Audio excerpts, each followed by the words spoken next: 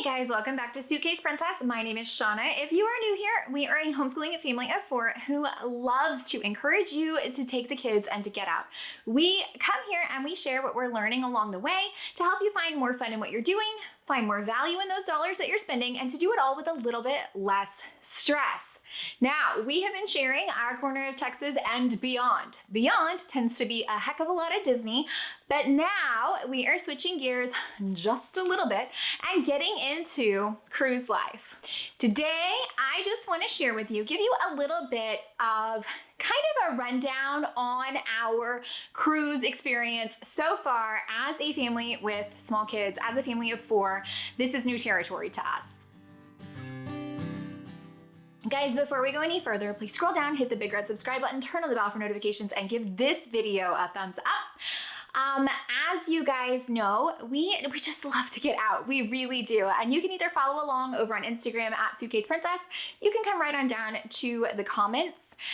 We try to respond as quickly as we possibly can, but we greatly appreciate you for coming back and showing up. Now, okay, let's start with how this happened. First of all, we have always talked about doing a cruise again. We did one for our anniversary, our first anniversary, sans babies, but I was actually pregnant at the time, so I couldn't drink or do any of that fun stuff. And we did that carnival out of Galveston. It was close, handy, awesome. We took another trip when my little one, my oldest one, was about 18 months old, and we did a Disney's Halloween cruise on the Disney Wonder out of Galveston as well. It was super fun, but there were things that we learned that just kind of made us like ready to wait on doing another cruise. And what we learned was that, you know, if they're under 3 or not fully potty trained, they cannot go in the pools. If they are under 3, they can't go to the kids club. So there were just some things that, had we known, we probably would have waited a little longer to do that. Well, now I've got a 10-year-old and a 6-year-old, and it is finally time. We've talked for many years about doing another cruise because it's kind of fun, especially if we can go out of Galveston and do, there's almost like no travel time. It's a different kind of vacation experience, but we have been so focused on the big things like Disney that we haven't really, made space for it maybe yet, which we knew that we wanted my youngest one to be at least 3 so that she could take part in all of the fun stuff, the kids club, swimming, things like that. Well, then you know, things shut down and the world changed quite a bit. Well, we have talked for a number of years about doing an Alaskan cruise with my in-laws because my mother-in-law is not a fan of water. So we think that getting her on a boat is gonna be kind of a big deal, and we're super excited about it, and that just the babies are a good motivation for grandma to come along with us. So we are super excited. But it just kind of never was a good time. Well, my father-in-law recently retired, and he said that one of the things he would like to do is actually plan this vacation.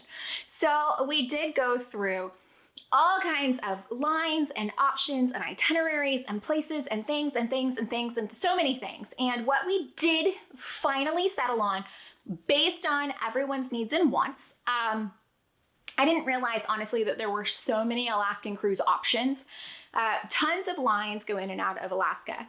And there are several itineraries that are just one directional. So like you leave one place and you get off at the end and fly home. And I don't know that I really loved that idea. So we knew that we wanted like a closed loop where you end and start in the same spot. And then we knew, based on some of our preferences as far as travel went, that we wanted to go kind of on the inside passage versus the outside passage because the waters are supposed to be quite a bit more smooth. It's a smoother ride. Everything that operates up there is the smaller boats because that's what can fit. The cruise season is only, I think it's like late March, early April to like end of September. So there's a shorter window. Well, when we started looking and we started realizing what it was that we needed in a cruise line, in a cruise itinerary, in a cruise plan to suit, you know, we've got a 6-year-old all the way up to like a 65-year-old. So we knew that we needed kind of a wide spread of options. And there were some really good deals I'm trying to remember what it was. I don't remember. Oh, Holland America had some amazing deals. However, I don't think that sitting through the symphony is what my kids had in mind. So I knew that we needed maybe a different option to really entertain the kids. So we wound up going with a Royal Caribbean cruise, and we are traveling at the end of September, so it is kind of off season. When we booked it, it's before a lot of restrictions had lifted. So we went ahead and jumped on it. When we initially booked it, it was like over $5,000 for my family of 4 to go on this, I think it's like 8 days, 7 days, 8 days cruise in and out of Vancouver. We're so excited. We get to go to Canada. I've never been to Canada. So excited. And there are some things there that we know we want to do. But we did go ahead and book it at just over $5,000, which is quite a pill because you do still have to get airfare and lodging and things like that and excursions. So there is still a cost above just the cost of the cruise. But with the massive incentives that cruise lines have been dropping to get people back on the boats during the situation that's a little uncertain, and as things are lifting, we have been able to go back and just reprice the same vacation. Same vacation, same options, same people, same itinerary, not change anything, but just going back in and repricing, realizing that the offer price was lower than what we had paid, making a simple phone call to Royal Caribbean and them adjusting our final balance. Now, all of this happened before we had paid off our final balance. We did go ahead and purchase trip insurance, and we did go ahead and pay prepaid the gratuities. So we put off making our final payment until the couple of days before it was due, just in case to not have to wait on a refund and all those things, in case anything went down again, in case anything went wild and hit the fan again. But they went ahead and reduced our final total. And so what we finally ended up paying all in on this cruise for a family of 4 was $3,000. So we saved over $2,000 simply by going back in and continuing to check the price of our vacation. That right there has been fantastically amazing. So that is how we have saved so much money. That is how we have just continued to save on this trip, is simply by repricing what we already had going. Now, our flights are going direct in and out of Houston was just insanely expensive. And so what we finally found was a WestJet flight in and out of LAX. Direct from LAX, really, really inexpensive. I think we got all 4 of our round trip flights for under $1,000 or right at $1,000. And we had enough Southwest points that we can fly from Houston to LAX round trip just on points. So our flight cost is only about $1,000. Now, we do still have to pay for our lodging there in Vancouver, things that we want to do for fun, which I think we did decide to go with the Days Inn that's actually right across the street from Canada Place as far as when we get there.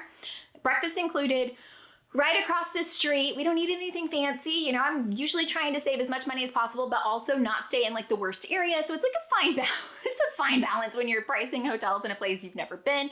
But I think we've got it worked out. So we have a great plan. We are super excited. We will be sharing every step of the way as this goes along. We are so excited. We did book excursions. Most of them are from an outside company. I will be filming a video on that actually later today that will be going up soon about family-friendly excursions, because I had genuinely no idea it was such a pain in the hind end, okay? No idea. So that's something that we've learned along the way here. I will also be sharing what we bought to be better prepared for our vacation. So, because it's a totally different climate, right? We're going to Disney, that's Houston over there.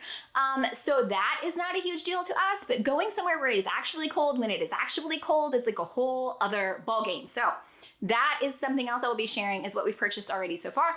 And then I'll be coming back and letting you know our experience, boat tours, how it went, kids club reviews, all of those things, because I think it's really fun to come and share. So guys, I hope that you found any of that helpful, entertaining, or informative. Be sure to be on the lookout for what we have coming up. Be sure to scroll down and hit that big red subscribe button so that you're the first to know. Turn on that bell for notifications and give this video a thumbs up.